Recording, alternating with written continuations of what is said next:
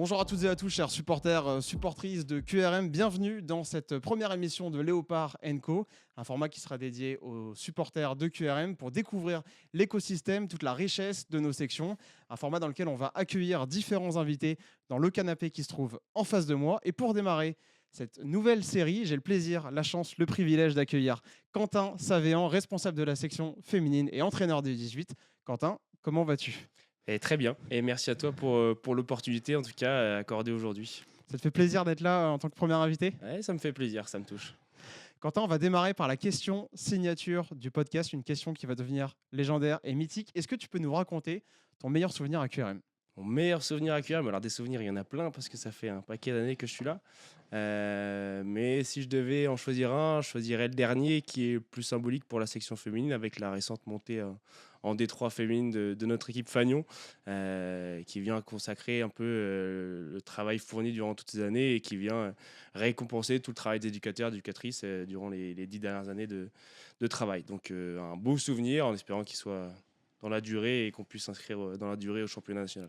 Donc c'était le championnat de R1, 21 matchs, 21 victoires, et C'est ensuite le ça. barrage aller-retour contre le FC Lorient, c'est ça ? Exactement, un sans faute en championnat, un peu de suspense dans les barrages avec la défaite au match aller, et puis la victoire à domicile pour couronner le tout. C'est vrai que c'était un beau souvenir qu'on avait vécu ici à Lozé. Il y avait pas mal de monde en plus. Victoire 3-0, il me semble, au retour. Ouais, c'est ça, les tribunes étaient pleines, et puis c'était vraiment un beau moment, un beau moment de foot, un beau moment de partage avec toutes les personnes qui nous suivent tout le week-end, donc non, c'était sympa. Quentin, on va démarrer cette émission avec donc différentes rubriques. On aura donc l'avant-match dans lequel on va parler un petit peu de l'histoire de la section féminine et de tes débuts à QRM, comment tu es arrivé ici. Dans le coup de sifflet, on abordera aussi la saison en cours, les objectifs court, moyen et long terme du club.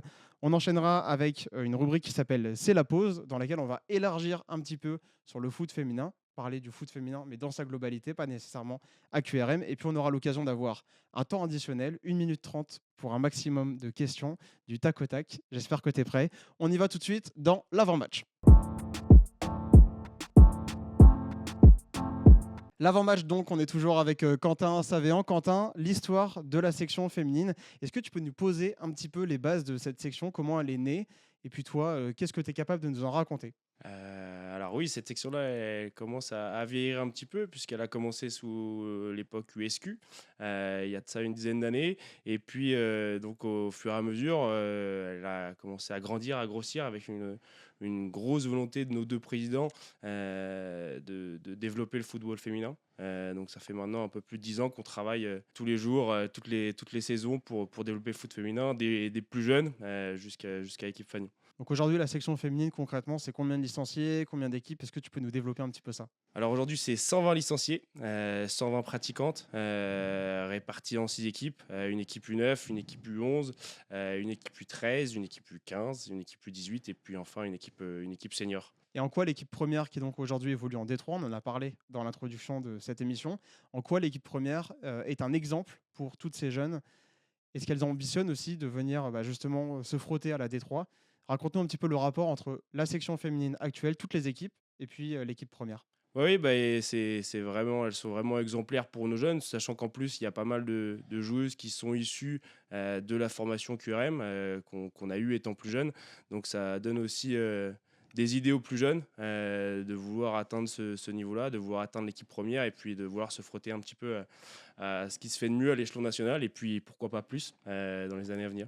D'autant plus qu'aujourd'hui, on a la chance d'avoir pas mal de jeunes qui rentrent dans cette équipe féminine, avec Naëline, Mmh. des jeunes comme Lou, comme Valentine. Il y a de plus en plus de connexions entre les équipes de la section féminine chez les jeunes et l'équipe première. Ouais, ouais, tout à fait. C'est une réelle volonté de notre part d'intégrer les plus jeunes le plus tôt possible à notre équipe Fagnon, de manière à ce qu'elles prennent un peu plus d'expérience, qu'elles s'aguerrissent un peu plus vite. Et puis forcément, plus on joue à un niveau élevé, plus les difficultés rencontrées vont permettre aux jeunes de s'aguerrir et de gagner en expérience et puis de gagner et franchir les caps les uns après les autres. Alors, tu nous parles justement de cette volonté de votre part, de la section féminine, de faire émerger de nouveaux talents. On va peut-être recentrer un peu plus le débat sur toi. Toi, quand est-ce que tu es arrivé au club? Comment ça s'est passé, ton intégration ici? Quel est le projet qui t'a été présenté? Raconte-nous ton parcours à QRM. Alors mon parcours à QRM, il a commencé il y a 8 ans maintenant, puisque je suis sur la fin de ma huitième saison actuellement. Je suis arrivé ici par le biais de William Correa, puisque j'étais éducateur à Mont-Saint-Aignan avant cela. Et puis, donc, il m'a contacté sur une intersaison. Je suis arrivé au club sur un projet masculin à la base, où j'ai commencé avec les équipes de jeunes garçons en service civique. Et puis, de fil en aiguille, il m'a été proposé une catégorie féminine qui était au départ à 8, puisque c'était les prémices de la section féminine. Et je m'occupais également de la section avec le collège Denis Diderot. Donc je faisais le lien un petit peu avec l'établissement scolaire. Et puis voilà, de fil en aiguille, je me suis spécialisé, si on peut dire ça comme ça, sur un public féminin. Et je suis passé à peu près par toutes les catégories, de U9 jusqu'à senior. Et puis donc jusqu'à aujourd'hui où je suis maintenant avec les U18 et les U11. Sachant que tu es passé aussi par le staff de l'équipe première. Oui, je suis passé 2 ans sur le staff de l'équipe première. 2 belles années enrichissantes. Et puis j'avais cet objectif aussi de commencer à faire un lien entre les plus jeunes et les plus vieilles de l'équipe Fagnon, de manière à justement, comme c'est le cas aujourd'hui, d'avoir des jeunes qui représentent QRM au sein de l'équipe première. Tu es donc entraîneur des U18 et ça va être la thématique de notre deuxième chapitre. On passe tout de suite au coup de sifflet dans lequel on va parler de la saison en cours, des objectifs court, moyen et long terme. On y va dans le coup de sifflet. Le coup de sifflet donc dans lequel on va parler de la saison en cours, des objectifs qui ont été fixés et puis les résultats qui ont été atteints. On arrive sur la fin de saison. En tout cas, le tournage aujourd'hui, on le fait le 30 mars. Donc ça va être l'opportunité d'évoquer un petit peu tous ces sujets. Quels étaient les objectifs en début de saison, Quentin? Alors les objectifs de la section, ils étaient multiples. Dans un premier temps, sur l'école de foot et puis la préformation, d'enrichir nos joueuses et de leur permettre d'évoluer dans les meilleures conditions, avec les sections sportives de collège, avec le fait de participer au championnat en mixité, puisqu'elles jouent uniquement contre les garçons. Leur permettre de se développer un maximum dans les meilleures conditions, être confrontés à un niveau de difficulté qui leur permette de réfléchir et de progresser. Et puis ensuite, plus les catégories avancent, plus les objectifs sont aussi d'aller se frotter à l'échelon national. En U18, l'objectif est de participer à minima au barrage d'accession U19 national. Et pourquoi pas d'y monter. On a déjà tenté notre chance l'an passé. On a malheureusement échoué, mais ce n'est que partie remise. Et j'espère que cette fin de saison sera un peu plus chanceuse pour nous. Et puis, les objectifs de l'équipe Fagnon, c'est bien évidemment de se maintenir en D3 pour cette année, puis travailler d'arrache-pied pour pouvoir essayer de monter encore d'un cran sur les saisons à venir. Pour parler un petit peu plus spécifiquement de toi, donc toi tu es entraîneur des U18. Ouais. On a vu que les U18 ont eu de très très bons résultats.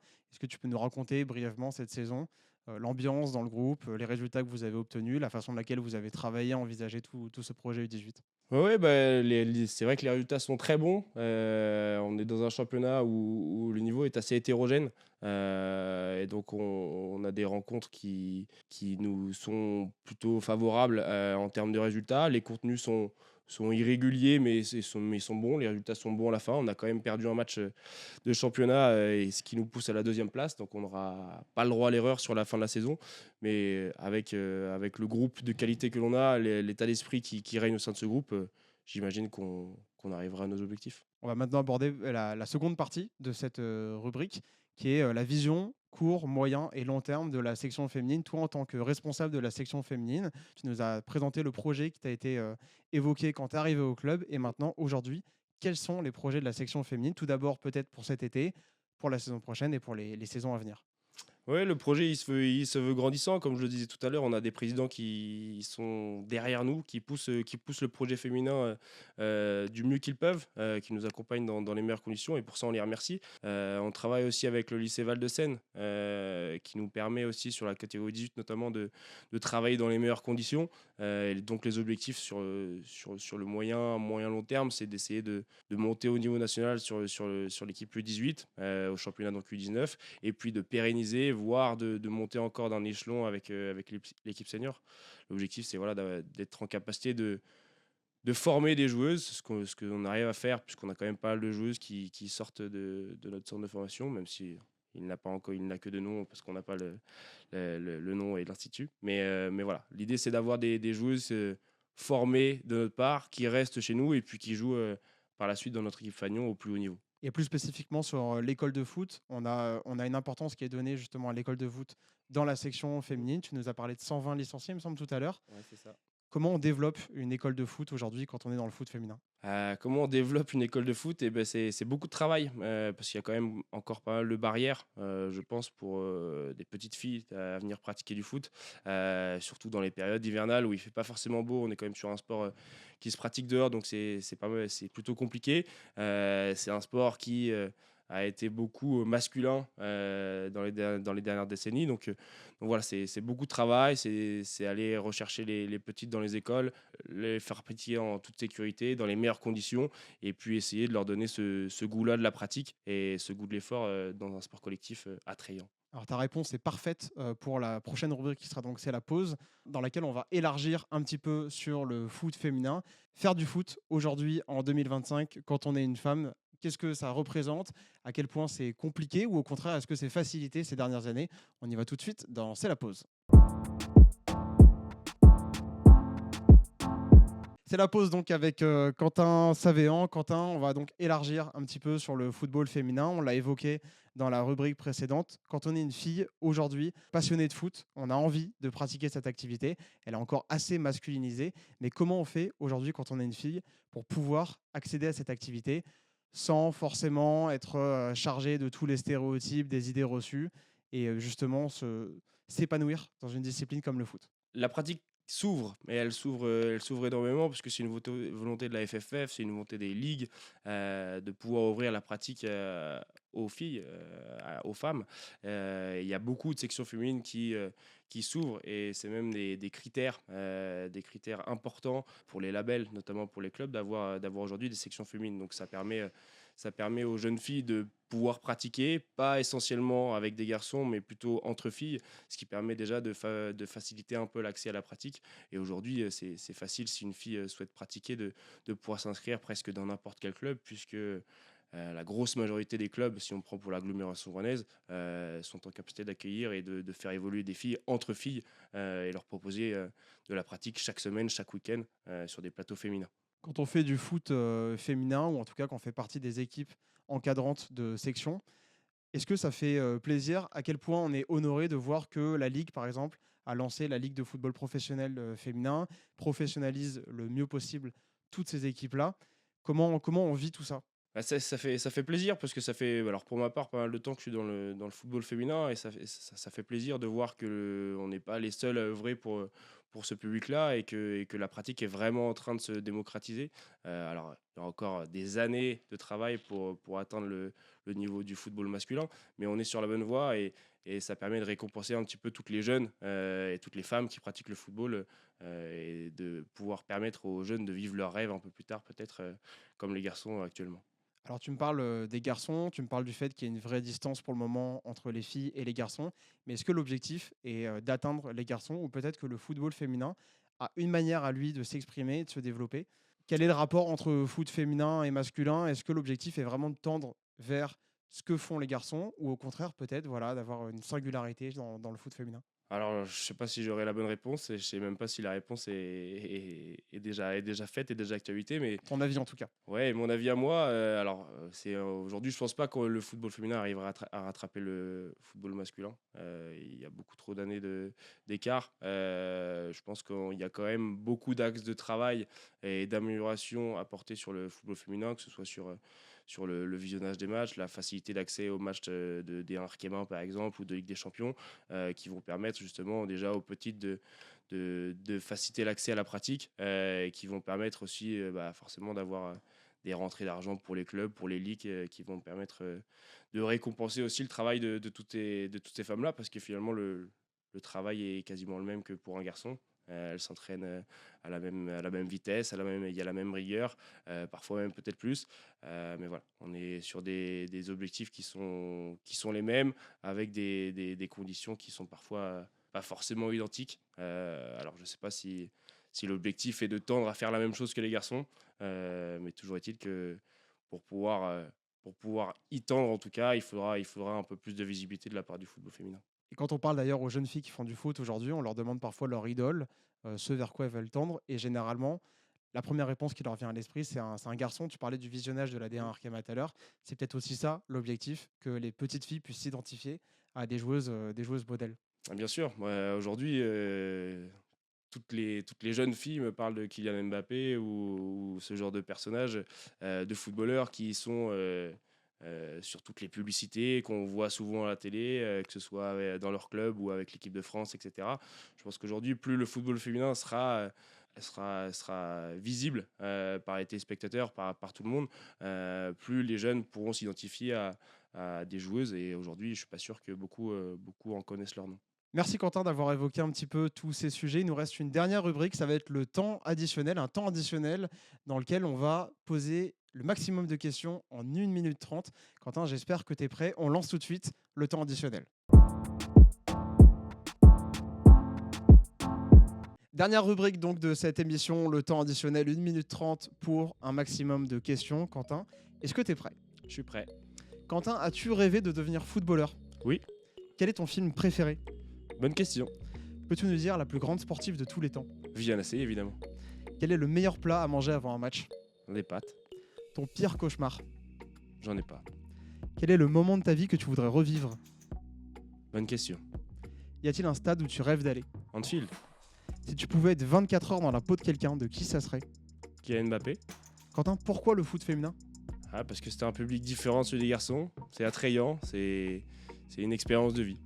Quelle est la première devise qui te vient à l'esprit? Unis pour gagner ensemble. Y a-t-il un match qui t'a marqué dans ta vie? France-Argentine.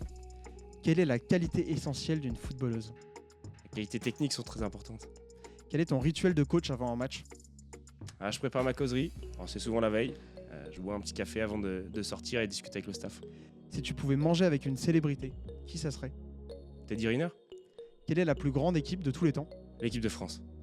Quel est le prochain vainqueur de la Champions League? C'est peut-être le Paris Saint-Germain. Quand on est supporter de l'OL, est-ce qu'on croit encore au championnat de France? Pas pour cette fin de saison, non. Quelle équipe en Europe t'impressionne le plus? Liverpool. Quel sélectionneur nommerais-tu après Didier Deschamps? Zinedine Zidane. Quelle est ta définition du bonheur? QRM. Quelle moyenne as-tu obtenue au bac? Très bonne question. 15, je crois. Est-ce que ton pire cauchemar, c'était de répondre à ces questions? Pas loin, ouais. Merci Quentin pour cette émission. Est-ce que ça t'a plu? Ouais, super. Est-ce que tu étais content d'être le premier invité de Léopard & Co? Je suis ravi. Merci pour l'opportunité, en tout cas. Avec plaisir. J'espère que vous avez apprécié l'émission, chers supporters, supportrices de QRM et puis l'ensemble des personnes qui ont visionné cette vidéo. N'hésitez pas à venir nous suivre sur l'ensemble de nos réseaux sociaux, les réseaux sociaux club, mais aussi et surtout les réseaux sociaux des féminines pour continuer à suivre les U18, la D3 et toute la section des jeunes. On se retrouve très bientôt dans une prochaine émission de Léopard & Co. Prenez soin de vous et à très vite.